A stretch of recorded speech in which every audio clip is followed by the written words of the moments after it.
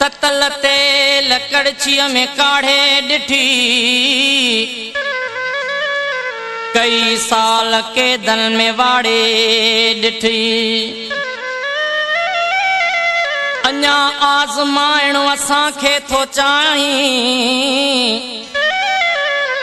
तोड़े घर कखावां बिसाड़े ॾिठी। असां त समझो बहार आई खणी, असां लए गुलनि जूं झोलियूं। बहार आई खणी, असां लए गुलनि जे बदिरां हज़ार गोलियूं। असां त समझो बहार आई खणी, असां लए गुलनि जूं झोलियूं। बहार आई खणी, असां गुलनि जे बदिरां हज़ार गोलियूं। असां त समझो बहार आई खणी, असां लए गुलनि जूं झोलियूं।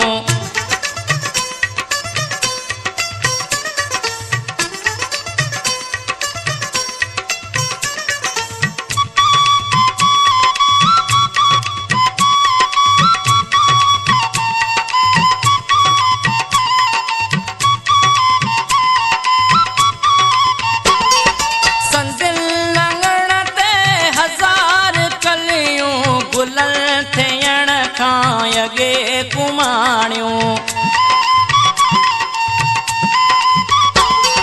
संदिल लंगण ते हज़ार कलियूं, गुलनि थियण खां अगे कुमाणियूं। रुसी वञूं सभु थधियूं हवाऊं, वराए वेयूं गुलनि खे आंदियूं। असां त समझो बहार आई खणी, असां लए गुलनि जूं झोलियूं। बहार आई खणी, असां लए गुलनि जे बदिरां हज़ार गोलियूं। असां त समझो बहार आई खणी, असां लए गुलनि जूं झोलियूं।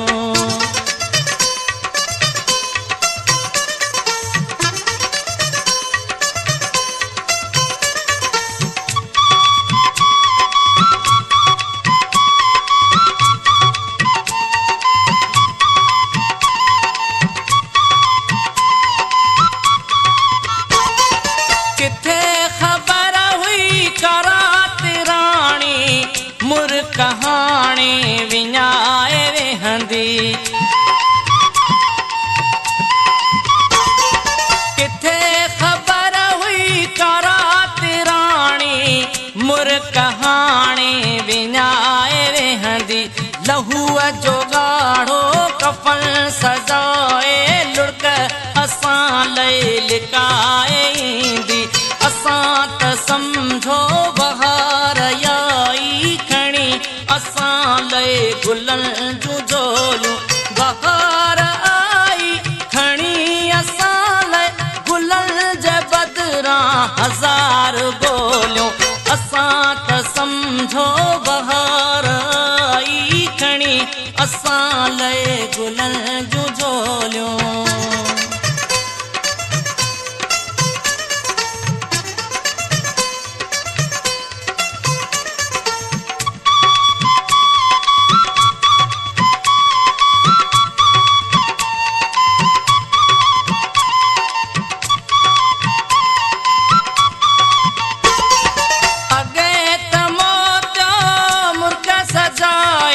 पीरियं जे मुर्क जियां पे मुर्कियो,